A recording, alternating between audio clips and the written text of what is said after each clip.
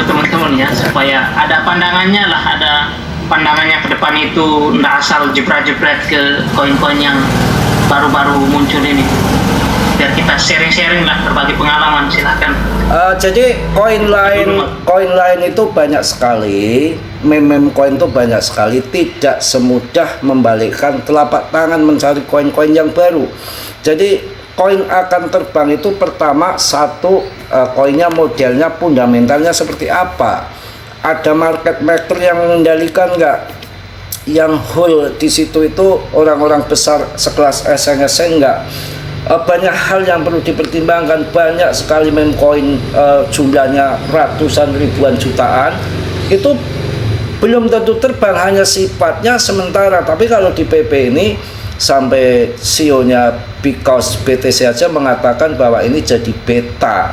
Jadi betanya yang dulu dipegang Shiba akan guling dan bahkan akan menggulingkan Doge. Lah di saat nanti Doge terguling, kita itu udah dikasih saran cabut dari PP, akan tetapi dikasih kesempatan untuk masuk lagi, karena ini PP ini nanti akan berjalan panjang siklusnya, bukan akan berhenti mandek sesaat saja, akan menjadi sejarah baru. Seperti halnya nanti PP ini kayak Shiba, dan Elon itu lagi godok ETF. Ini kan koin ini dipegang Asia. Saya sudah cek kemarin, ada 50 besar pemegang PP. Itu dompet yang terbesar itu dimiliki sama Binance, Bybit, OKX. Dan saya kaget kemarin, saya cek itu punya Robinhood itu 0, sekian itu dikit banget. Itu pun saya curiga itu bukan Robinhood US, Eropa. Ya, untuk Coinbase sendiri belum ada data di urutan sampai 50 yang saya cek itu belum ada Coinbase pegang. Artinya Coinbase kalau megang itu berarti di bawah ratusan pemegang PP, ya mungkin 0,00 berapa nggak ngerti ya. Sedangkan di Robinhood aja 0,1%, belum sampai 1%. Artinya mereka kemarin masuk Robinhood, Coinbase itu memang yang penting masuk listing dulu, nanti urusan belakang gimana barang mau terbang jutaan persen, dia aja belum bisa berdagang di sana, memang kehabisan barang.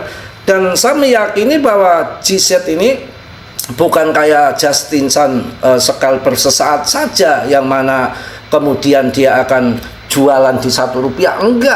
Nggak akan jual Rp1 kayak si GZ ini. Saya rasa nanti kalau sampai nggak mungkin. Iya, ya, lanjut Pak, lanjut. Iya lo, Mas Bro, saya potong tadi itu ya, nggak. Iya. Itu nggak mungkin sekali Mas Bro. Makanya GZ itu dari awal dia itu megangnya sampai 20 sekian persen ya. Karena patokannya itu aja kan, BTC, seperti BTC lah. Siapa yang punya sekian BTC paling banyak itu kan GZ. Sekarang indikatornya gitu aja. Sekarang PP dia mainkan persis, cara mainnya itu sama. Dia permainnya itu pinter, dan yang lainnya itu akan ikut. Makanya si CRO itu sekarang dia sudah mulai diam ya kan, karena dia juga punya barang sebelumnya itu CRO. Sekarang terpancing kan, si Coinbase sama Robinhood sudah masuk. CRO sudah punya bos. CRO kemarin salah ya, sudah 2%, baru 2% dia. Masih dikit, nanti dia akan terpancing banyak. Ya cuma dikit. Kemudian si Coinbase sama Robinhood, bayangkan dia sudah list, terus nanti orang mau WD segala macam, terus dia nggak punya barangnya, apa nggak madu? Itu logikanya gitu. Jadi banda Robinhood sama Coinbase itu dia akan bertempur di situ nanti. Itu yang akan menjadikannya to the moon.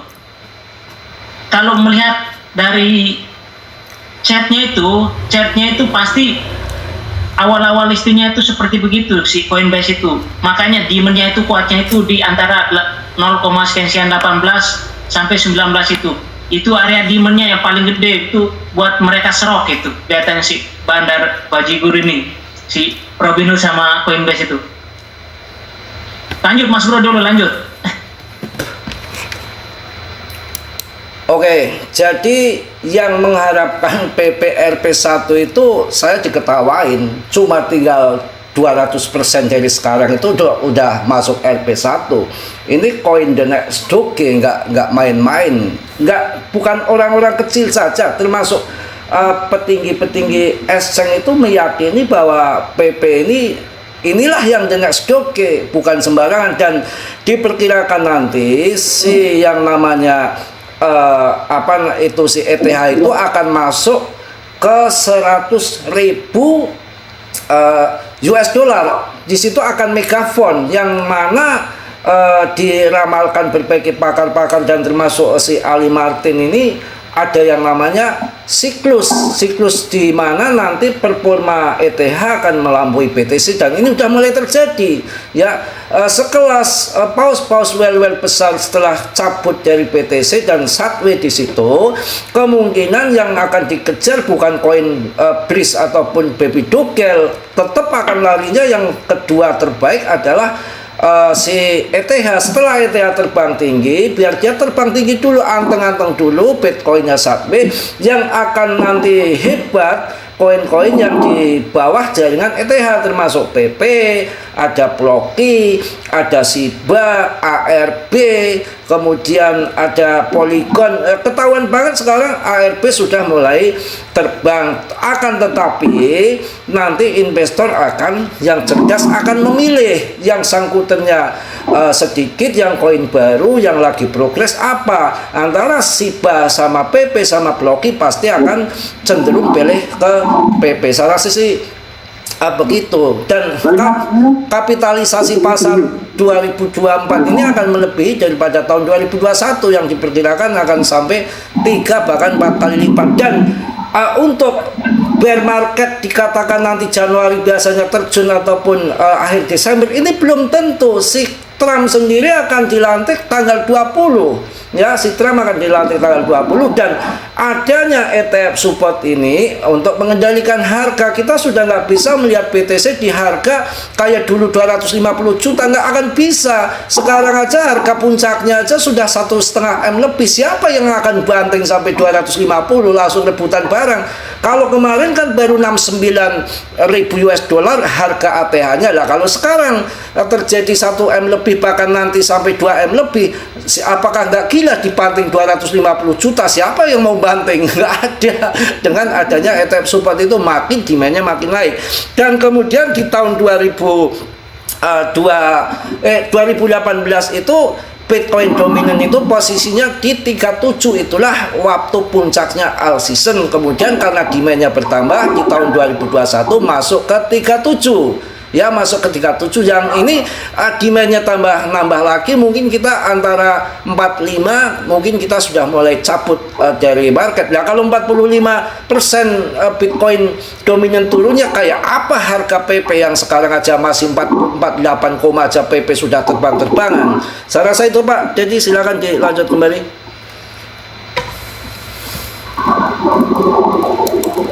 Iya, terima kasih Mas Bro.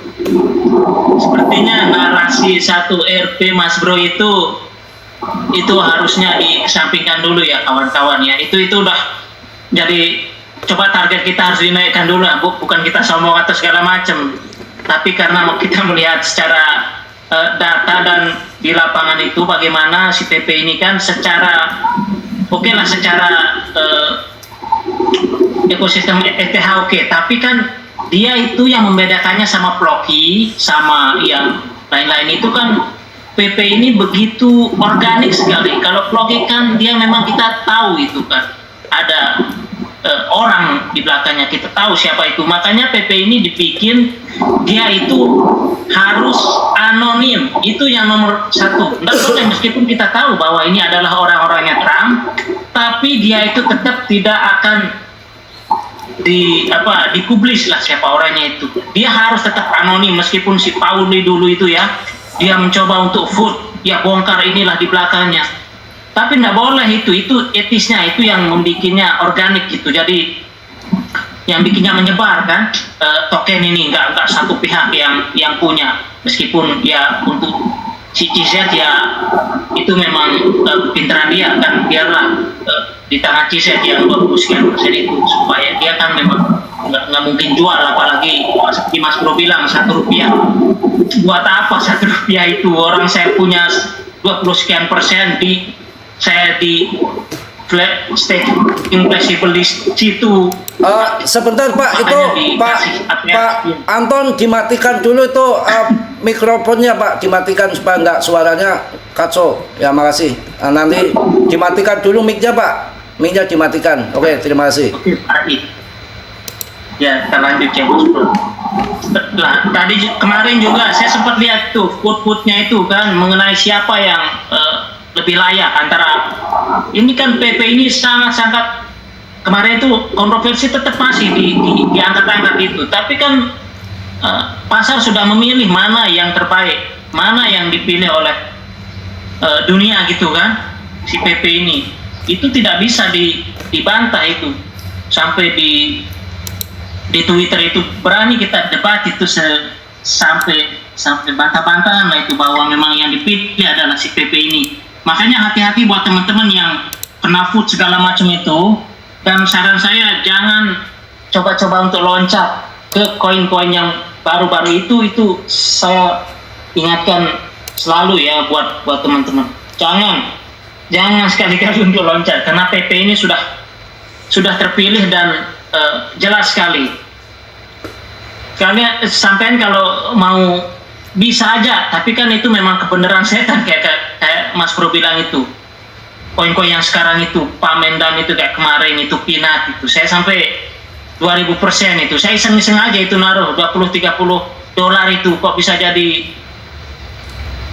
5-6 juta gitu kan. Kalau secara emosi kan waduh saya pindahin aja nih, tapi saya nggak mau, justru saya buat balikin ke PP, buat untuk nyicil PP. Kan target kita yang paling mudah itu, yang paling nyata itu ₹1. Ya udah kita cicil aja dari sekarang, itu nggak usah main trade segala macam, itu nggak usah. Itu justru akan menghabiskan koin Anda di tengah jalan nanti, sebelum dia ke RP1 udah habis duluan ya, kalau kita bisa pintar membaca market segala macam. Jadi begitu Mas Bro, seperti yang Max Bitcoin itu saya udah dari 2023 itu yang bikin saya yakin itu dia sudah targetkan PP itu di hampir ₹2 itu minimalnya dia itu. Kalau dia kan pakai alpanya kan Doge tadi kan datanya itu, jadi dia minimalnya itu segitu. Makanya itu saya yakin itu pun masih harganya dulu masih awal sekali, kok bisa PP yang diangkat, dari mana dia tahu itu yang bikin saya bertanya-tanya dan mengikuti terus. Ya sampai pernah juga dia itu keluar sebenarnya dari PP. Setelah dia keluar terus dia kapok katanya itu ya kan, dia kapok untuk memang tidak bisa, memang PP ini yang telah dipilih gitu loh. Sekelas dia aja pernah kapok, takut dia ragu kan, dia keluar dulu itu si Max itu pendiri Because Bitcoin itu, dia keluar terus sampai akhirnya dia udah kapok segala macam ya kan. Apalagi kelas-kelas teman-teman kita yang di sini ya pasti wajar lah kalau dia belum harus mengalami kan, belum ada jam terbang tinggi buat menelaah gitu segala macam. Memang nggak gampang memang, karena saking banyaknya kan meme coin ini. Apalagi sekarang Indodax itu udah berjibun sekali dia list itu. Itu yang teman-teman harus hati-hati sekali, mana yang benar-benar nanti yang bikin teman-teman bisa cuan maksimal gitu loh dengan resiko yang minim. Ya udah sampai harus beli PP, karena memang dari awal jaringan Solana itu nggak bisa itu melebihi ETH, itu nggak bisa itu, secara memang levelnya beda, meskipun dia kan hype-hypean gitu bisa aja, tapi untuk jangka panjangnya tidak bisa, kokoh dia kan ETH. Pausnya itu di situ udah, dia sekarang itu sebenarnya udah banyak pausnya di situ, berendam lah di situ. Nanti kalau udah keluar ETH-nya sampai ke 5.000 6.000, udah itu nanti dia terus di bawahnya itu ngucur duitnya sedikit, dia akan pilih mana ini koin meme yang market cap-nya itu agak gede lah. Ya siapa lagi kalau bukan PP. Shiba itu kan barang lama, nggak mungkin dia hype ini. ya udah dia sudah selesai lah, bisa lah sekali satu kali lipat, dua kali lipat, tapi kan itu udah akan gede untuk SIBA. Ya untuk PP kan masih fresh lah gitu kan.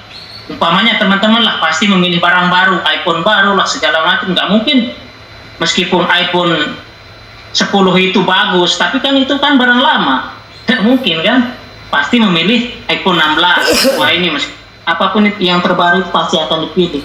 Sama lah Kak, seperti istri baru lah. Sorry Mas Bro ya, ini umpama aja misalkan gitu. Ya nggak apa-apa Bos. Ya ini kan kalau PP ini kita melihatnya itu sekarang Binance itu kan tempatnya koin scam. Ini jaringan ETH, dia ngambil totalnya 24% Bos. Ya saya lacak kemarin. Dan untuk koin Base ini belum terlacak sampai ke 100 pemegang, berarti kan cikiwil sekali dia megang, dikit belum bisa untuk berdagang di sana. Dan kita harus melihat koin ini koin displasi dan ada pembakaran di jaringan ETH. Setiap transaksi ada pembakaran otomatis, koin akan makin dikit. Jadi percayalah, dijadikan sampai di sana full sirupnya yang dulu pakai koin cake ya, token cake, sekarang pakai PP. Apakah nggak luar biasa? Dan Jepang sendiri kan sepanjang sejarah baru luncurkan meme coin si PP ini, dan di sana langsung dijadikan alat pinjaman. Pas kemarin Bitcoin melisting, dipinjam-pinjamkan, celaka yang minjam itu masih harga murah. Saya ingatkan orang Jepang jangan pinjam PP, nanti terbang bagaimana Anda gitu. Ini diramalkan ini sih ada sampai 45 rupiah, tapi saya nggak mau ngomong begitu di grup, takutnya nanti dia FOMO begitu. Jadi saya pikir ya udah, kalau udah sesuai target jual 70%, yang lainnya kan mau dijual harga 1.000 kayak ya kebenaran setan nanti kok sampai 1.000. Ya siapa tahu, yang namanya Doge aja naik jutaan persen, SIBA aja naik jutaan persen. Kalau Doge itu dulu naik jutaan persen, memang si Elon itu beda, koinnya memang koin tidak ada maksimal supply, dia bisa cetak semaunya saja. Makanya waktu perdagangan di Robinhood naiknya gila-gilaan si Doge itu karena memang pasokannya tersedia. Kalau untuk PP enggak. Dan ini kan menarik sekali, yang memang pernah keluar si Mac itu ya, Mac Sauer ya namanya, yang gampang ya Pak Dedi ya, Mac Sauerman gitu. Itu kan CEO-nya because BTC aja sudah meyakini inilah dengan Doge PP, inilah yang akan jadi koin beta yang akan menggantikan SIBA dan akan menggulingkan si Doge. Dan dia memperingatkan setelah nanti sudah mendekati Doge kapitalisasi pasarnya, kita suruh keluar, tapi bukan langsung keluar begitu saja. Nanti ini akan berkembang lagi ke depannya. Kalau ini nanti yang ketikung pertarungan Robinhood ataupun Coinbase ketikung, andalan dia apa untuk mengangkat koin ini lagi? Ada ETF-nya. Itu loh Pak Det. Oke, dilanjut Pak Det. Iya, ya betul. Sebenarnya kan sebelumnya saya pernah bilang akan ada perubahan harga. Itu yang kawan-kawan kalau jeli ya. Perubahan harga itu artinya kemarin itu sebelum 0,1 sekian itu nanti akan ada Rp1 ke atas. Jadi Rp1 ke atas. Setelah itu Anda tidak akan menemukan koin ini di bawah Rp1. Itu namanya perubahan harga seperti Doge. Tapi kan untuk siklus nanti itu, untuk taruhlah 2025 dia akan Rp1 dan kita semua akan menjualnya. Setelah itu koin kita sudah habis. Bayangkan mereka itu akan menjual PP ini di angka 2-3 rupiah itu, dan kita akan membeli di sana. Apa nggak gila kita? Coba kalau kita habiskan nanti di Rp1 itu. Makanya seperti yang Mas Bro bilang itu 20% itu disimpan untuk siklus nanti lah. Karena deflasinya itu kita sudah tahu, ini semuanya sudah beredar di pasar semua. Sedangkan si Doge itu kita tidak tahu dari di belakangnya itu disimpannya di mana, si Elon gimana permainnya kita nggak tahu. Dia itu bisa berharga sekian ribu karena usianya dari 2013 sampai sekian kan masuk akal. Terus PP ini nanti di 10 tahun ke depan lah atau 2 siklus lah, ya tidak mungkin enggak Mas Bro, itu udah di atas serupihan ya, itu tidak mungkin enggak. Iya kan, Pak, karena ini gini, kalau si ordernya juga kan masih sedikit, kapitalisasinya masih rendah. Itu Doge ambil 1 triliun itu gila ya. Oke lanjut Pak. Iya betul sekali, itu kan SIBA juga 1 juta lebih kan. mungkin 1,5 mungkin sekarang holdernya. Itu yang bikinnya menarik sekali, holdernya itu loh. Sekarang kan sudah mencakup ke Amerika di New York, sekarang sudah masuk di New York. Uang-uang bule itu ya bukan kayak kita yang ngicri-ngicri ya kan, yo ini koin apa ini kok PP ini kok bisa masuk sini, berarti bukan udah regulasi, makanya dia pede aja, dia itu berinvestasi dengan sangat percaya diri. Orang-orang bule yang dulu ketakutan, dulu pas kita live itu kan malam itu si Gary Glancer itu udah saya dapat rumor itu dia udah mengundurkan diri, dan kemarin itu sudah dipublikasikan kan. Itu secara dia mungkin udah malu sendiri kan, makanya dia langsung mengundurkan diri. Ya udah, dia sudah ngerti dia itu memang pelaku utamanya yang bikin kripto macet kan, dia memang gitu, makanya sekarang ditendang. Ya, kita lanjutkan Mas Bro untuk PP ini ya. Untuk mungkin teman-teman itu masih sekarang itu terasa berat sekali kayaknya, ini naik turun, tapi saya selalu bilang akan ada perubahan harga itu menuju ke atas Rp1, dan setelah itu kita akan melihatnya bermain di rupiah sekarang 2-3 rupiah. Itu ya terserah mereka, tapi minimalnya si Match itu bilang prediksinya secara data dan segala macam itu di 56 billion market cap, itu sekitar ya mungkin hampir 2 rupiah lah mungkin Mas Pur di siklus ini. Setelah itu ya udah terserah mereka mau ngangkatnya segimana. Mereka nanti yang udah borong kok, si bandar Coinbase misal nanti dia bertarung itu, makanya dia itu ngocok-ngocok dulu harga sekarang itu. Buat retail itu kan pekerjaannya kan itu, bandar itu selalu berpikirnya itu terbalik dari kita itu. Kita kan kalau wah ini waktunya turun, ya udah dia itu waktunya untuk angkat. Pasti bandar itu berpikirnya terbalik. Itu yang paling penting buat teman-teman ya, buat yang di trade lah. Tapi sekarang kan sudah nggak bisa mempermainkan kita lagi bagi yang paham, tapi bagi yang masuk grup mungkin secara arahnya ke depan itu orang dalam jangka waktu 2-3 bulan aja bisa berubah arah ya kan. Bisa aja sekarang dia banting aja dulu turun sekian persen itu buat kita panik segala macam, tapi kan udah targetnya nanti bulan segini itu dia harus harga segini, dia harus makan uang segini. Udah itu pekerjaan yang memang si market maker memang tuh, makanya biarkan aja dia itu bermain itu, yang main di future itu kita nyantai aja yang di spot, tetapkan target, bikin sell order sekian ya kan, 10% mungkin 100, nanti 100 jutanya lagi mungkin 1,5 rupiah, biar ya udah. Kalau udah jual ya nanti jangan masuk lagi, tunggu aba-aba lah, tunggu berikutnya segala macam gitu caranya. Oke Mas Bro, mungkin gitu aja dulu Mas Bro. Oke, terima kasih Pak Ted. Pak Ted di Hong Kong apa di mana? Saya lupa Pak. Saya di Taiwan. Taiwan ya. Jadi gini, bukan berarti koin kriptonya banyak Anda jadi sukses. Ini dari kemarin 0,27 dibanding 60% itu banyak yang terjungkal CL dari situ tuh banyak. Hanya seorang wanita satu itu yang saya kagum itu, ngepel saya sambil ya gitulah ngeluh-ngeluh kan, karena uang mau bikin rumah masuk di harga pucuk, kemudian jatuh ke bawah, habis-habisan tuh uangnya uang panas lagi, kasarannya uang suami atau siapa gitu. Kemudian saya kasih pengarahan sampai 2 hari itu teleponan saya sampai malam, ini koin akan berjangka panjang, akan kembali uang ibu. Ya wajar, dia seorang perempuan. Sekarang dia sabar, harganya sudah 0,3 lebih. Apa yang terjadi? Pasti sekarang lagi bangun rumah tingkat dia. Yang lain-lain itu banyak yang nggak cabut, padahal saya lagi nguji orang-orang yang di grup itu, karena modal dasar nanti setelah kita cuan di PP ini adalah pondasi adalah kesabaran, harus mampu melakukan yang namanya ngambil keputusan yang cepat dan tepat. Itu yang susah, cepat dan tepat, dan harus betul-betul udah diperbantukan sama indikator. Kalau belum waktunya masuk jangan masuk, kalau udah waktunya CL ya jangan CL. Kayak ini kemarin saya terjadi kayak dua mata pedang. Saya angkat untuk LP1 LP1, tapi kalau lihat TA-nya itu sudah di pucuk waktunya di longsor kan gitu.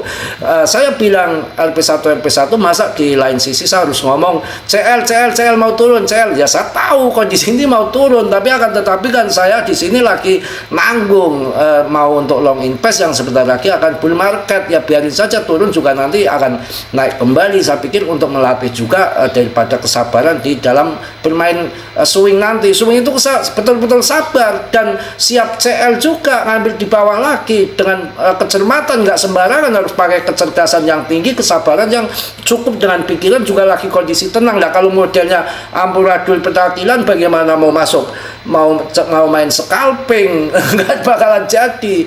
Itu loh yang saya maksud. Gimana Pak Ded, mau dilanjut apa kita udah ambil 11:30, barangkali istirahat dulu, gampang nanti sambung lagi malam.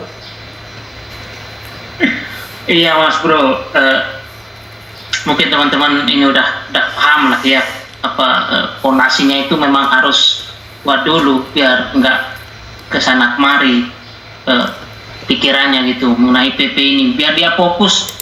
Makanya saya ketemu Mas Bro ini bukannya ucuk-ucuk ketemu, enggak, karena pemikiran saya sama gitu mengenai si PP ini. Saya juga ngelihatnya Mas Bro ini kan begitu yakin dan dengan pendalaman mungkin batinan juga ya kan, makanya sekarang udah lengkap. Makanya kita kan dulu canda-canda itu, tapi canda-candanya ya kejadian juga gitu ya kan. Saya bercanda, maaf tak potong Pak Ded, saya bercanda itu nggak ngawur. Saya teliti koin-koin yang nggak sembarangan, yang proyek yang masih progres, yang punya masa depan ketika bull run akan naik. Yang saya sebutkan udah naik dulu. Saya bilang banyak koin yang lagi rame AI semua pakai AI apaan tai.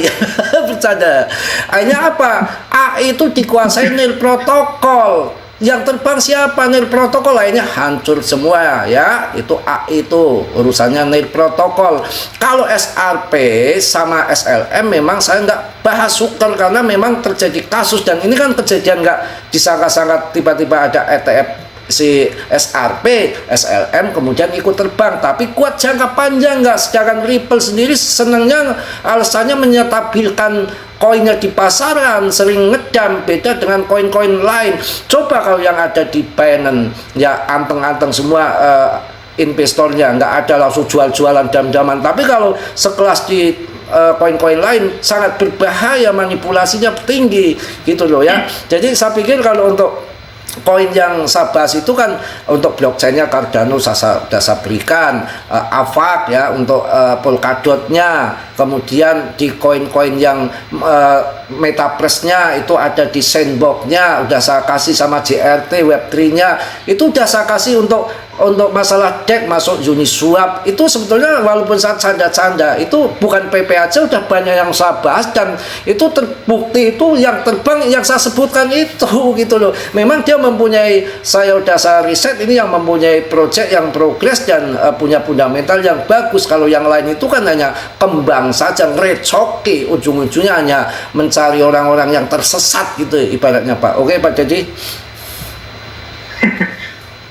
Iya Mas Bro, saya kalau urusan koin altcoin lain biarlah itu menjadi, mungkin Mas Bro memang ya 70-80% ya betul juga itu. Tapi kan untuk teman-teman yang kita punya uang nantilah setelah di PP itu baru kita kan memang fokus untuk mencari kenaikan yang ratusan sampai ribuan persen, itu target kita. Kan namanya kita kaum kisminya beda lah. Kalau teman-teman ya bisa aja. Kalau saya punya uang juga saya pasti akan taruh aja itu yang dibilang Mas Bro, itu pasti akan naik. Orang di bull market terus dengan penurunannya yang dalam pasti nanti naiknya itu wah lumayan gitu. Kayak kemarin itu SLM itu ya kan 3 kali lipat. Cardano itu yang sering itu sampai keluar-keluar itu berbusa-busa mulutnya Mas Bro, itu ya betul itu Cardano itu yang koin raksasa kok marketnya kok segitu-gitu aja, yang nggak mungkin nggak akan naik. Kan kemarin tiba-tiba itu naik sekian kali lipat itu kan. Untuk jangka panjang itu memang ya udah kita simpen dan udah biarkan itu untuk nanti untuk BTC-nya kita lah itu. kita yang nggak dapat harga-harga murah di BNB dan Solana itu bisa optionnya Cardano itu.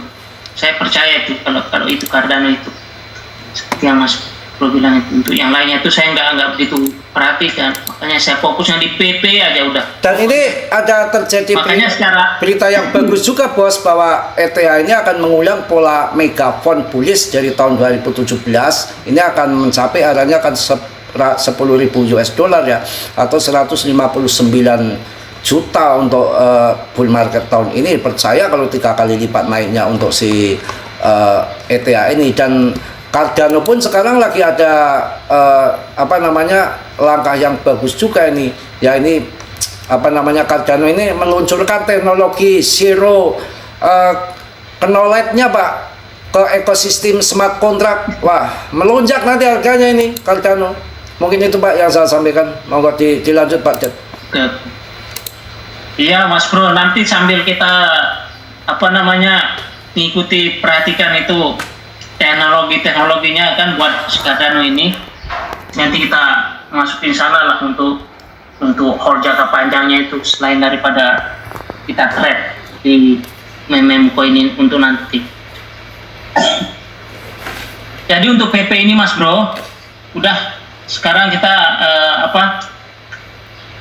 targetnya itu dinaikkan dikit lah. Saya sebenarnya Mas Bro itu bilang Rp1 itu, waduh, nanti secara alam bawah sadar teman-teman juga nanti, waduh, dijual semua, wah, terus tiba-tiba ketiga RP, waduh, gimana ini Mas Bro, katanya Rp1 ini langsung PP ini gimana ini? Nanti pasti banyak yang gitu tuh kalau nggak paham lah triknya itu rupiah. Teman-teman yang kemarin contohnya aja ya, teman-teman siapa sih PP Army itu sampai punya sekian M itu, sampai dia pun tidak punya keyakinan itu untuk menahan PP. Padahal itu udah dia tinggal nunggu kesabaran aja itu beberapa bulan untuk jadi miliarder itu. Bayangkan sekelas kita yang punya, kita aja udah. Cuman itu memang bukan orang yang punya banyak koin nanti yang akan menjadi pemenang itu, bukan. Nanti siapa yang tangan berlian itu aja sebenarnya kesabaran itu. Kalau orang nggak punya kesabaran di dalam apapun, harapannya itu ya susah untuk dipenuhi.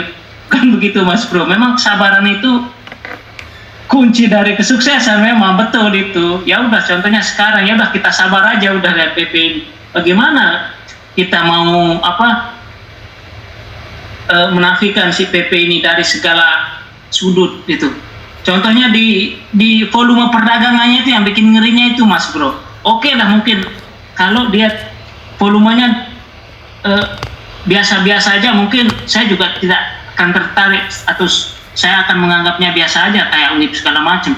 Tapi volumenya itu yang membedakannya, begitu liquid sekali. Makanya teman-teman yang senang sekali itu trading itu senang sekali, enak banget memang si PP ini. Makanya si bandar-bandar itu kan senang tuh main di PP. Tapi kelihatannya si Coinbase sama Robinhood ini aja yang kita tunggu sekarang, bandarnya itu bermain. Oke Mas Bro, kita tunggu aja sampai 1 RP awal ya. Oke, terima kasih Pak Jet dan teman-teman yang sudah hadir, karena ini udah mau jam 12, saya juga harus banyak kegiatan, mohon maaf. Nanti bisa dilanjut kalau ada waktu di malam hari Pak Jet. Terima kasih sekali teman-teman sudah pada hadir, dan terutama yang di luar grup itu, kalau di grup itu ya manfaatnya ada kayak gini, ada sharing-sharing itu lebih mendalam mengenai kripto fundamental, itu akan lebih baik daripada beli yang asal-asalan sembarangan bagaikan kucing di dalam karung ya. Padahal ya di sini termasuk receh, makanya di luar tuh kadang-kadang nggak mau pinter tapi males bergabung itu ya. Dia sayang uang Rp1, Rp2, seperak, 2 perak, dia akan membuang uang ratusan juta di luar itu memang faktanya seperti itu. Oke, terima kasih yang udah pada datang, Pak Dedi juga Pak Amsah, Montai ya, terima kasih. Saat akhiri sekian karena sudah siang juga. Wassalamualaikum warahmatullahi wabarakatuh. Selamat siang dan tetap sabar menunggu PP.